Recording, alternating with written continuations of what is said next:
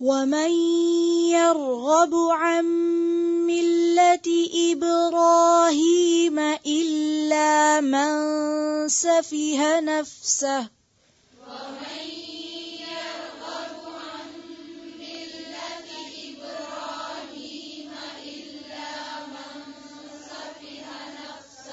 عن ملة إبراهيم.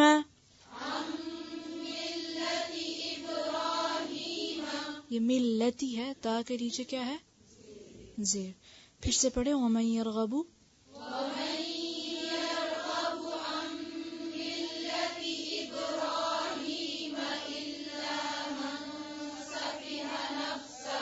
الا، زیر کو حمزہ کی جو زیر ہے اس کو واضح کریں، اور سفیہہ سفیہہ نہیں ہے، ٹھیک ہے. پھر سے الا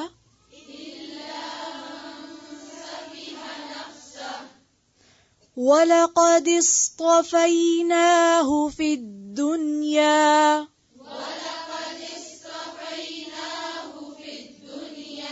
قاف کو موٹا پڑھے.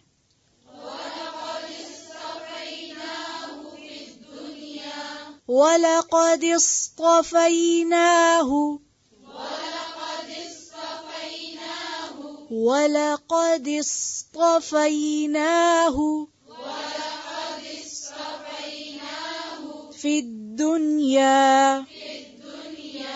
وَإِنَّهُ فِي الْآخِرَةِ لَمِنَ الصَّالِحِينَ.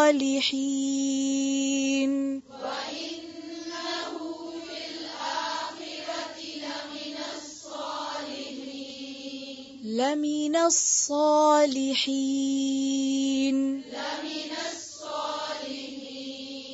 ہا کو واضح کریں. لَمِنَ الصَّالِحِينَ.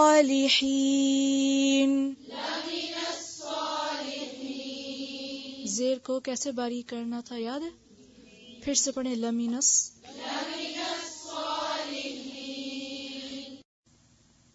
ومن یرغب، اور کون ہے جو منہ موڑے.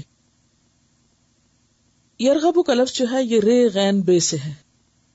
رغبہ کا معنی ہوتا ہے رغبت کرنا، اردو میں بھی استعمال ہوتا ہے، یعنی کسی چیز کی طرف متوجہ ہونا.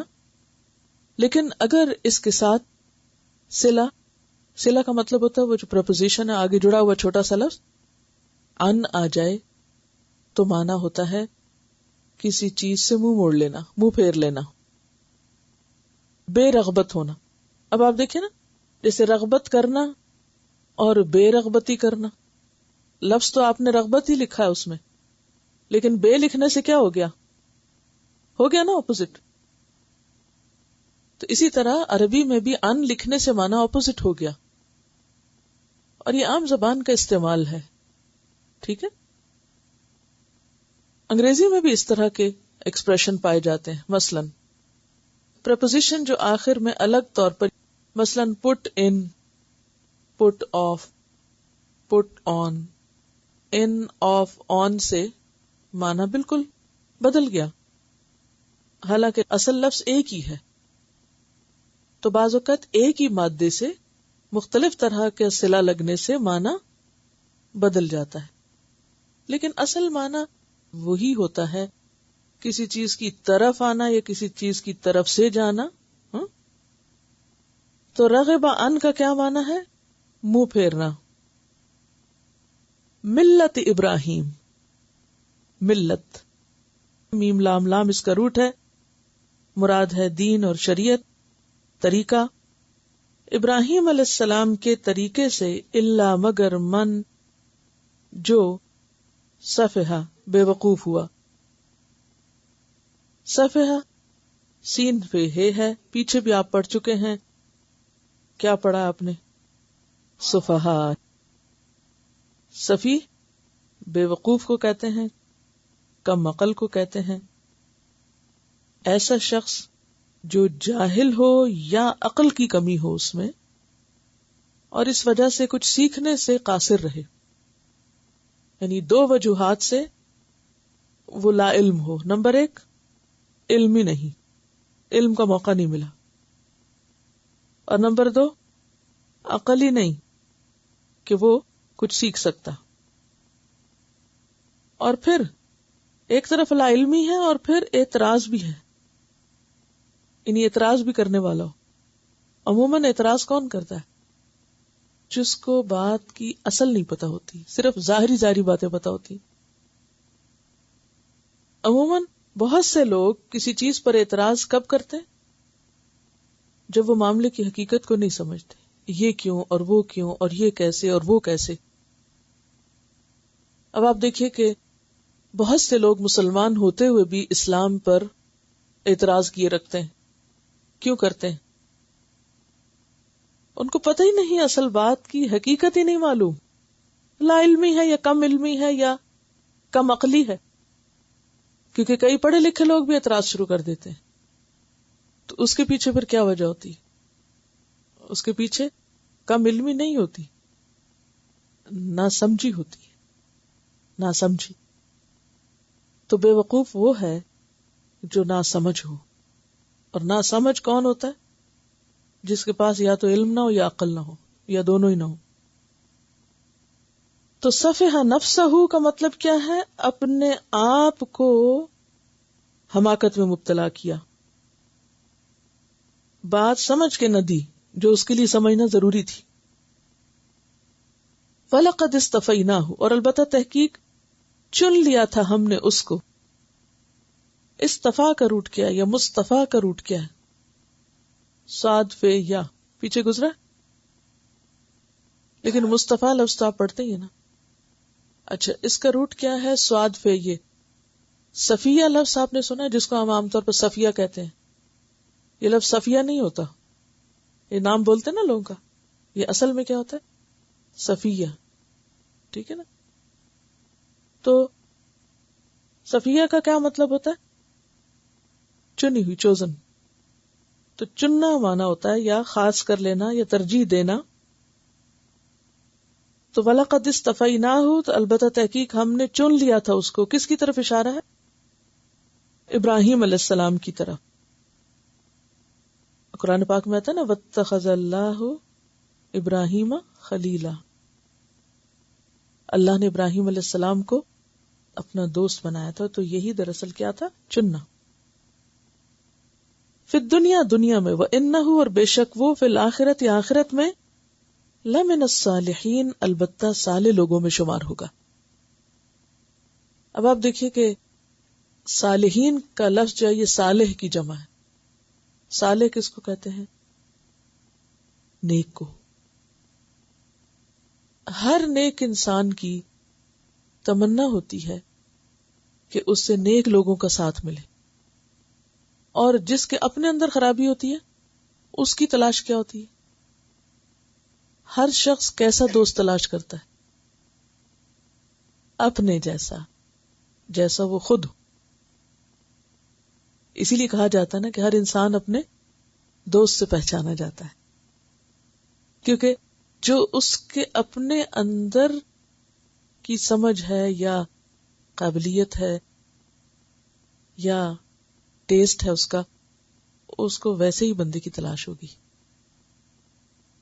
دوستی ہوتی ہے اس بنیاد پر جب آپ کے کچھ کامن انٹرسٹ ہوں، کامن مقاصد ہوں، یا ذوق شوق، یا کہیں نہ کہیں کوئی چیز ملتی ہو.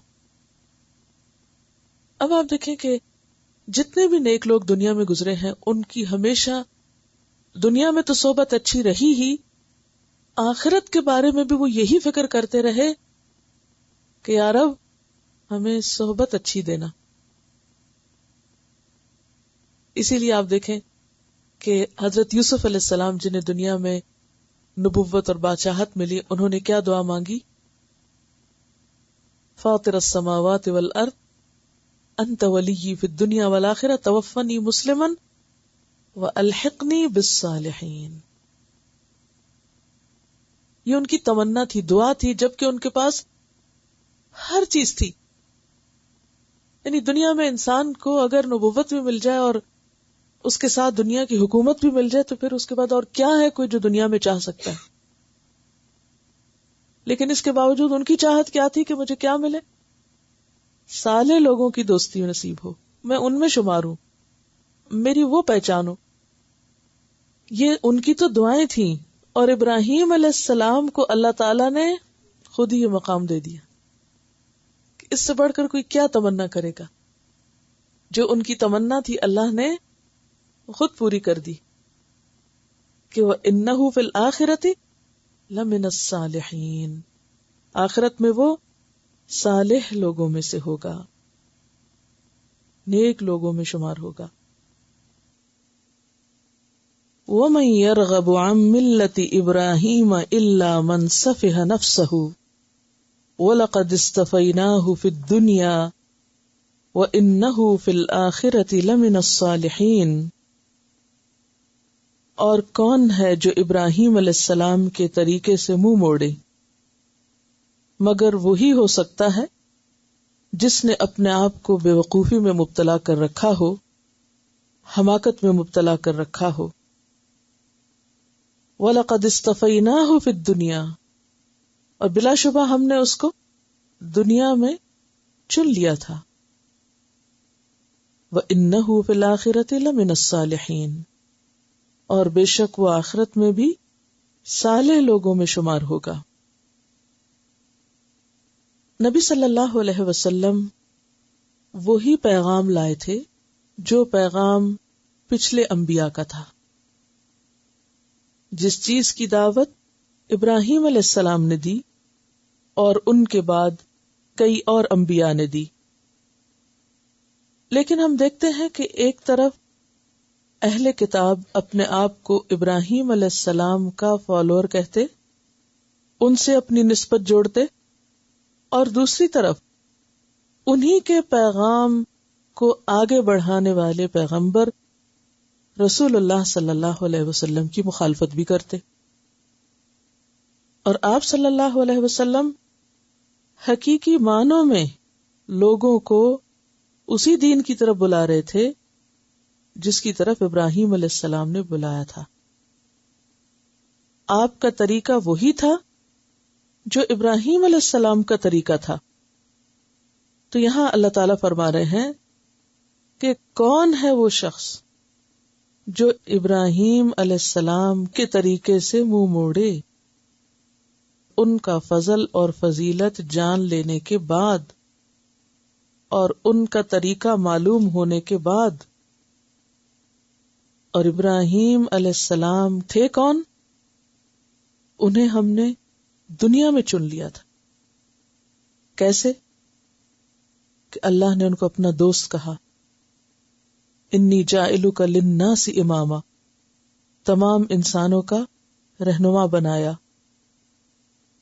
جیسا کہ قرآن پاک کی ایک اور آیت میں آتا ہے، قد کان لکم اسوۃ حسنۃ فی ابراہیم والذین معہ، تم لوگوں کے لیے ابراہیم علیہ السلام اور اس کے ساتھیوں میں اچھا نمونہ ہے.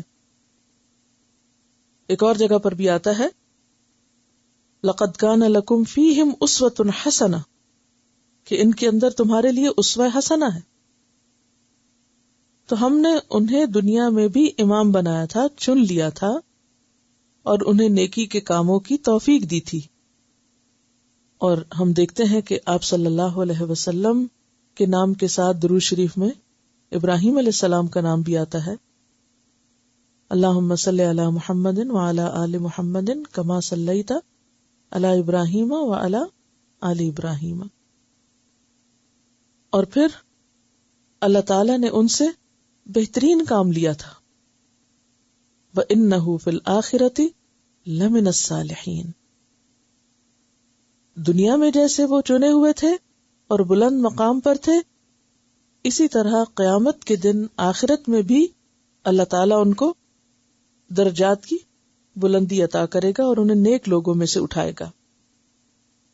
رسول اللہ صلی اللہ علیہ وسلم کو کیا حکم دیا گیا کہ آپ لوگوں کے سامنے کیا دین پیش کریں، یا صراط مستقیم کس چیز کا نام ہے؟ سورۃ الانعام میں آتا ہے، قل اننی ہدانی ربی الی صراط مستقیم. آپ کہہ دیجئے کہ مجھے میرے رب نے صراط مستقیم کی ہدایت دی ہے. کیا ہے صراط مستقیم؟ دیناً قیماً، درست دین، صحیح دین. ملت ابراہیم حنیفہ، وہ دین اسلام کیا ہے، وہ صحیح طریقہ کیا ہے؟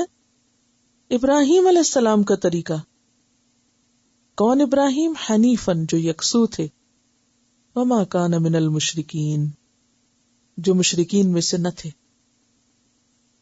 رسول اللہ صلی اللہ علیہ وسلم کو بھی اسی چیز کی تلقین کی گئی کہ آپ ابراہیم کے طریقے کی پیروی کریں. سورۃ النحل میں آتا ہے ثم اوحینا الیک ان اتبع ملت ابراہیم، پھر ہم نے آپ کی طرف وحی کی کہ آپ کیا کریں؟ ابراہیم کے طریقے کی پیروی کریں.